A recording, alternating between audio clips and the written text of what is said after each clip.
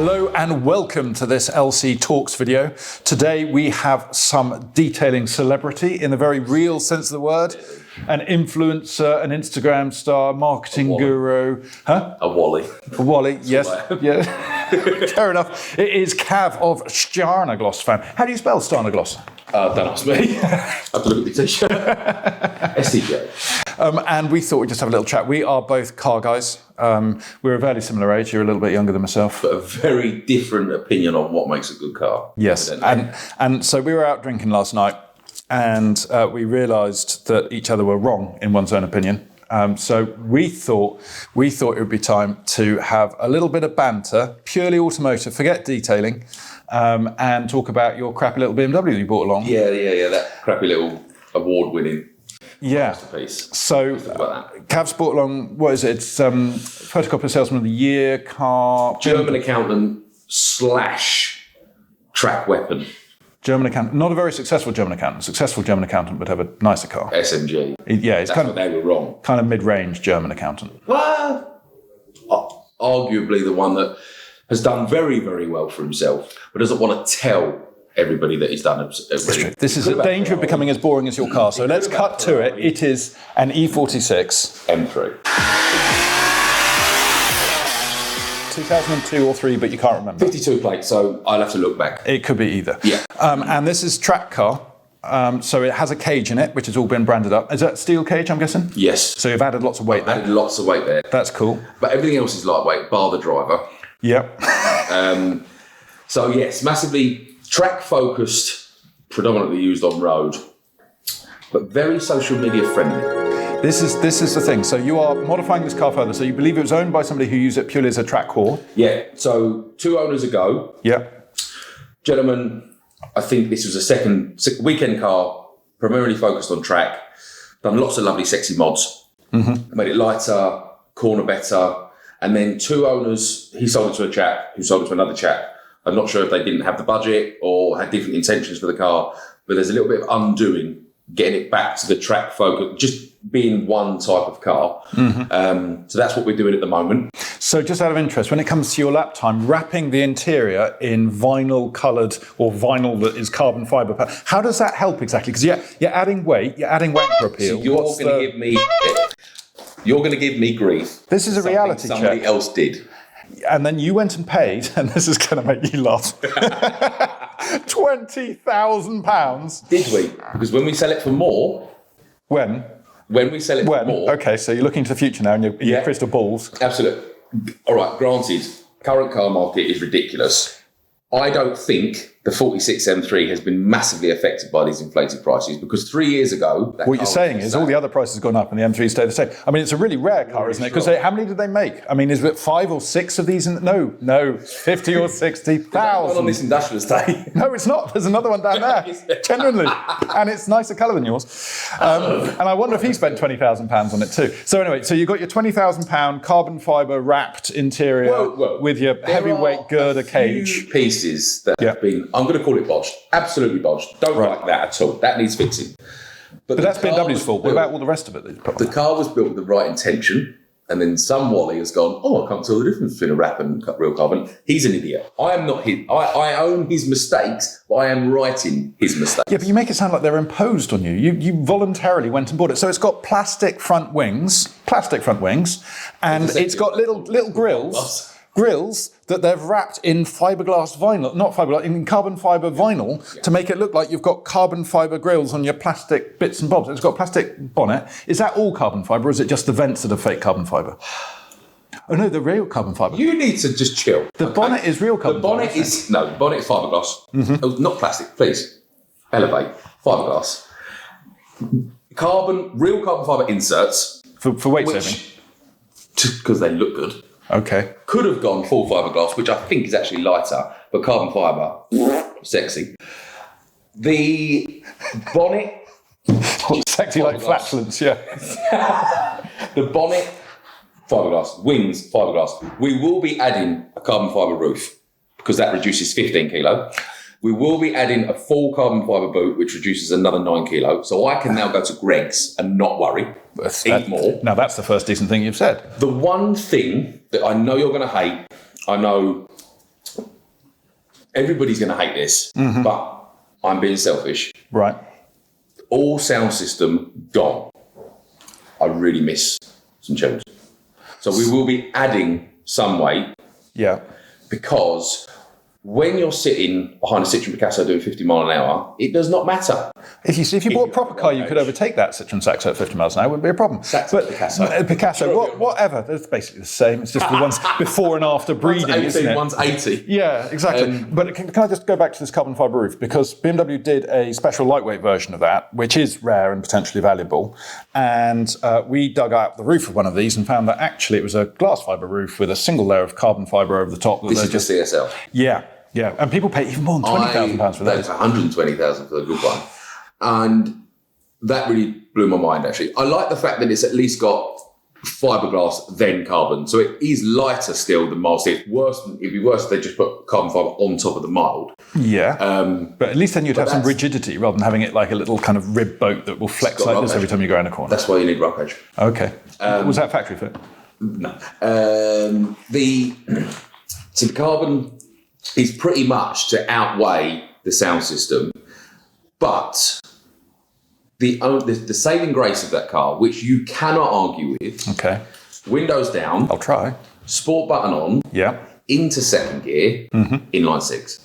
And have you got stock exhaust or has it got a fruity one? It's got CSL titanium centre section. Nice. Not sure whose back box. We thought it was a Super Sprint, which is the bit of that's the back box. I don't think it is because it doesn't sound. I've listened to YouTube's. I've listened to that. They don't sound the same.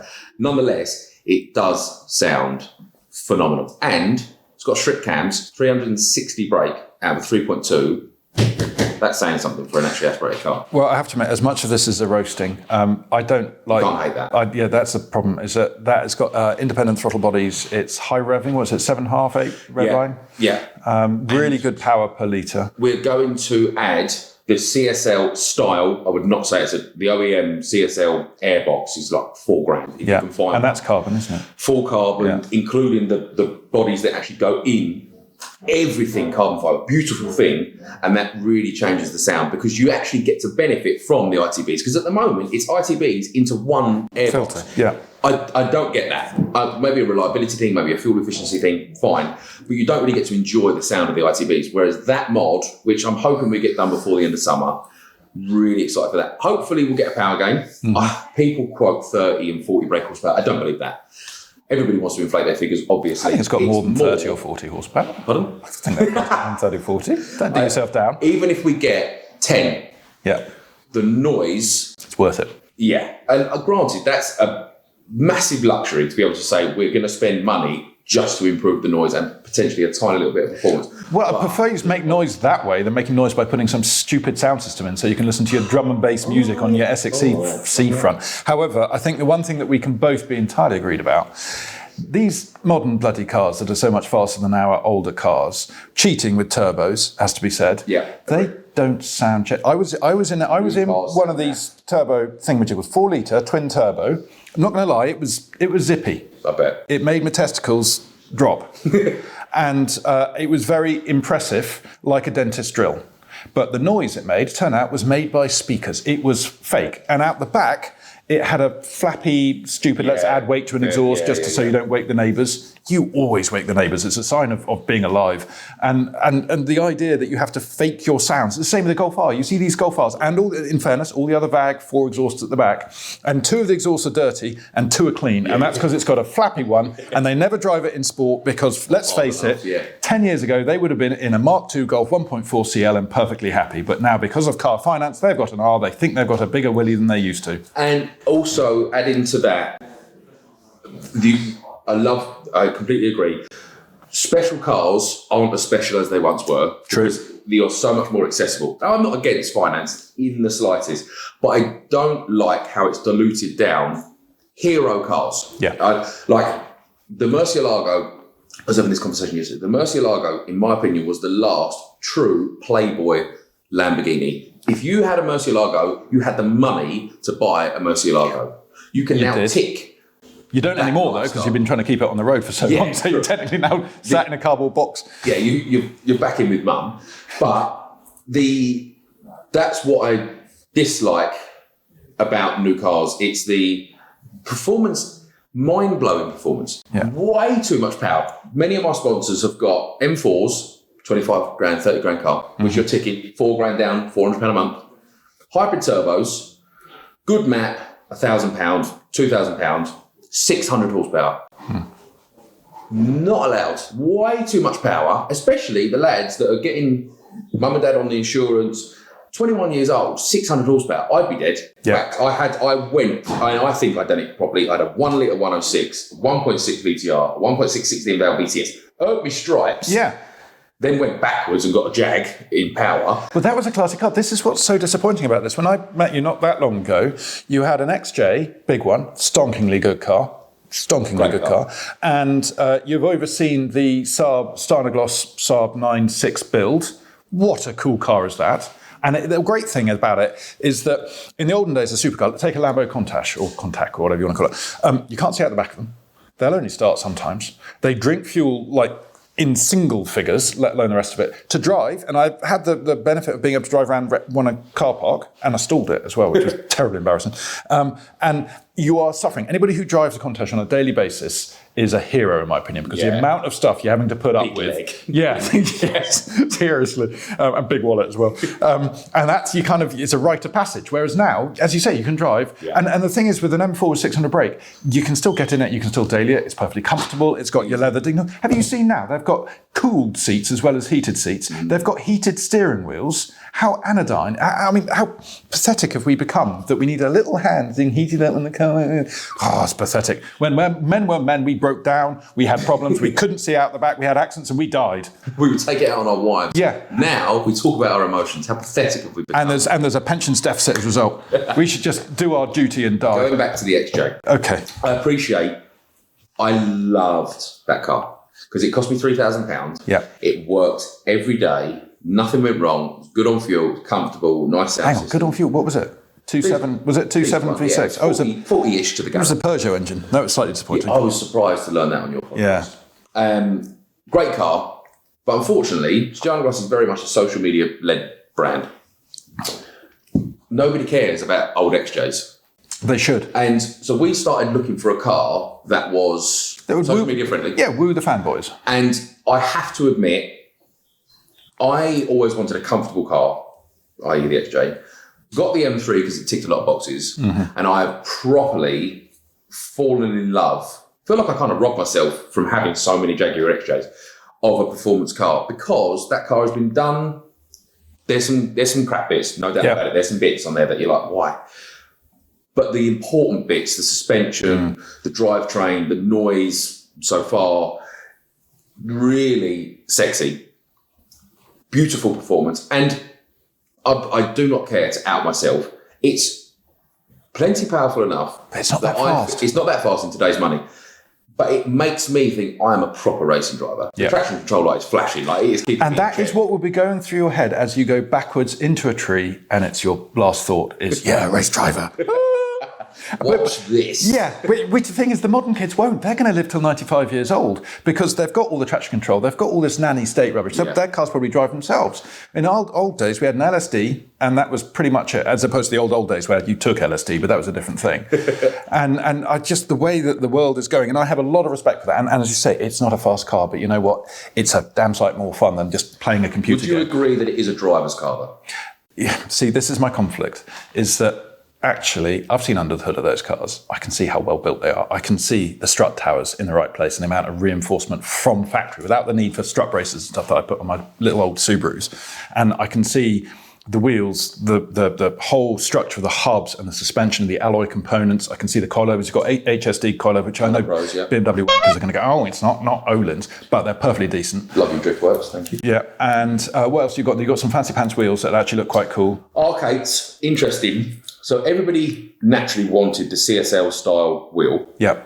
The CSL style wheel doesn't accommodate big brakes, and that is one failing of the 46. The brakes weren't very good. They got very hot very quick and faded. So a lot of people put on the brakes that we've got, the M4 Competition. It's got EBC yellow stuff pads. It properly stops. But the CSL wheels won't accommodate that. Apex Racing, I'm we'll never know this, but I'm sure they went, let's make a CSL looking wheel that accommodates big brakes. They have, and I think the colour separates that from everybody else's, but most track-focused 4673s have got Apex arcades because they accommodate the big brakes. They're also 1.5 kilos lighter than the CSL wheel, and also they did a square fitment. So you put sensible, run staggered. It didn't favour understeer. Arguably tougher to kick the back end out, but I'm 31 years old with 2 children. That scares the life out of me. I'm not trying to be a hero. I want to go around the corner as quick as possible. I don't want it to fall out. So you're running semi-slick tyres, Nankangs? Nankang AR1s, yeah. Which look awesome. They do look great. How many track days have you done in that car? As of yet, 0. Okay, and how many times has it rained in England since you bought that? Because those tyres on a dry track, my God, they're good. But the idea that you're actually going to survive a winter running those. I used to run R888s and they were the scariest things in the world as soon as it got remotely soggy. Obviously, I'm not driving the car hard enough. It takes about 10 minutes to get some warmth. Busy doing your hair. I saw the extra big rear view mirror. Yes. Yeah. And the lipstick in the glove box. I'm obviously not driving the car hard enough. I haven't thought, oh my God, I've run out of grip. Yeah, and it has rained, absolutely. You might not even have a chance to do that, to be honest. With tyres like that, it'll be instantaneous death. And it'll be up to me at your funeral to announce that you're a plonker for having such cool tyres. Yeah, sorry for having well-performing tyres. Yeah, it'll just be a bit of I told you so as you're being lowered. The reason it hasn't been on track with me as the owner, is it would be stupid. 10 years ago, I would have done, but I want to get used to the car. I want to be a little bit on more public roads around the car, where you've got nice cushy pedestrians to hit, soften the paintwork. Let me learn now. I will do a track day. I would love to go to the Ring in September. Okay. Probably too much at the deep end, but I will get some track time in. But this ultimately does get me to work every day. So I'm not going to start putting proper slicks on just to go on track. Well, you've gone close enough. Why don't you just put some standard road tyres on, get a second set of wheels for track work, and that means that you can go to the track, race, and then put the road tyres back on to get home again. I hear your logic. I respect your logic. Semi-slicks get more love on social media, and we are a social media brand. And this is scary, isn't it? Is that the amount of compromises you make for the likes, paid-in likes. The Saab. Yeah. The Saab is built for... Yeah, but that's cool. That is cool, genuinely cool. But that is even more of an inconvenience. It is terrifying. Well, I tell you what, this summer we ought to, because as you know I'm near Coombe, and as you know got scooped, so we could go to Coombe and we could see how horsepower. Mine's only a 3 litre and it's only got 278 because I didn't spend £20,000 on a car like that. But it is 4-wheel drive and it is all rose jointed and it would certainly keep up with your little BMW. It's 3 litre, 270 brake horsepower. 278. 278. Yeah, it matters. When you're that low, it matters. I need a headwind. How did they get such a feeble amount of power from...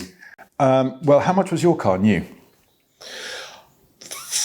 I don't know, actually. Mr. Kelly Harris would know because he remembers. Had one nearer ownership, nearer new ownership. Well, did you even have a driving licence in 2002? I was 11. No. And I think they were around 42. No. Yeah. See, you could tick them up to 47, 48. Mine was 27, so it's actually half the price. But, well, by Bert maths, which are normally wrong. But half the corners. What do you mean half the corners? Half the authority. Performance.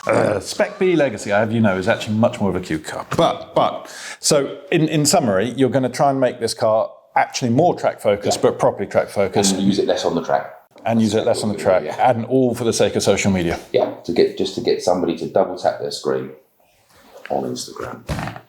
It's depressing. I've come to live with that. Yeah, but I saw you weeping out there. But anyway, pulling it back into a slightly detailing orientated thing, you've been here with Kelly and kind of cross-fertilising stuff and learning your way around machines and stuff. And you came to me and you were saying how you did not realise how much more there is to learn. I didn't know how much I didn't know. Yeah. And so that was another part of the 46. It needed to be a used car. There's no point of us getting a brand new car that needs real light correction or has no contamination or has a perfect interior. New car nowadays. Yeah. The 46 was very well used, 130-something thousand miles. Oh, that's BMW.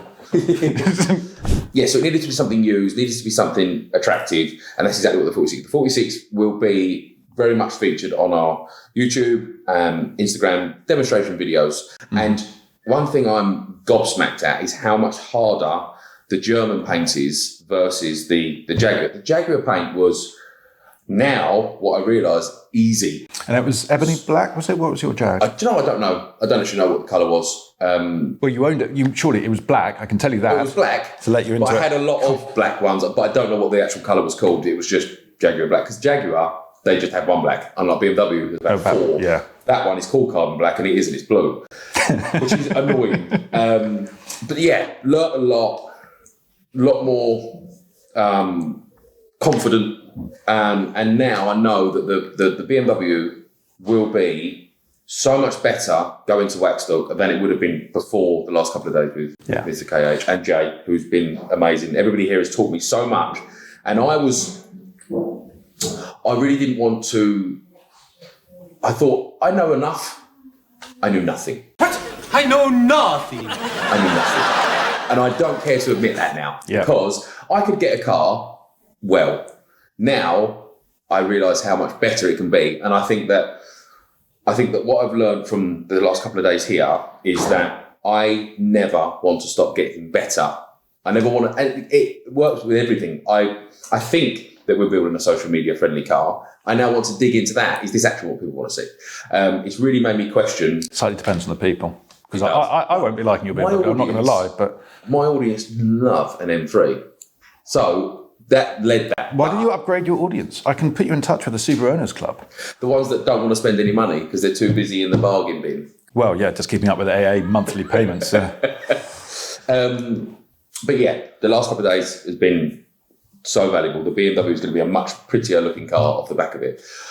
Although that hard paint is just... Well, and the flip side also is, bear in mind, most of your customers, you say, social media brands and all that, they're very much the home user. They don't, Kelly's a professional detailer, sprayer, everything. And so from his point of view, he needs to know an awful lot more than anyone working on their cars at home. True. But now you're He's the extreme. That much closer to that level. You'll be able to offer that much better advice to your customers. Absolutely. And you'll be able to do your funky little videos with your colour changing and your bits and bobs and add in a little bit of, knowledge into it rather than just fancy hair and amazing eyes. No, I definitely want to add more value now in videos, yeah, for sure. And it's all that education side. So do you want to say thank you to Kelly? I mean, I've been waiting for you to say big thanks to Kelly and Jay, but... I did earlier on. You did. But now you've made me look horrendous, so I'll do it again, haven't I? Well, yeah. It was just brush your hair forward. Thank you, Jay. That was for Bert. And there was one other thing I wanted to say. You buy a BMW, you'll understand. No. No. Also, don't have £20,000 to flash about on two-door cars. I mean, how many sheep can you fit at the back of your car? You just can't. I have twins. That's why you get a two-door, because they've got to go in Mummy's car. And what does Mummy's car? VW Tiguan R-Line, which has gone through the roof of value. We are going to sell that car for the same amount we paid for it 4 years ago. So you got a two-door so that you don't have to go in it, so that you have the privilege of going into an SUV soccer mum car. Okay, I cannot see the logic in that. I actually quite like it, driving the Tiguan, because it's got a sound system. Okay, so on that note of disappointment, thank you very much for coping with this roasting of your little Bavarian rear drive car that I do. It's fine. Little victories. Thank you for having me. I appreciate it. It's a pleasure. And thank you for Lake Country for hosting us and giving us warmth, electricity, cameras and camera people. And we will be coming back on your screens fairly soon, I hope. Thank you. Oh, and thank you for your microfiber cutting disc. That is bringing up the BMW tree. Love you lots.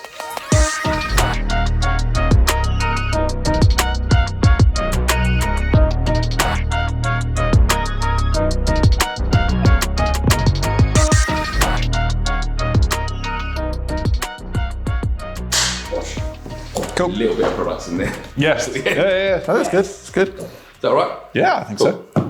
You okay? Do you want to go and have a little cry?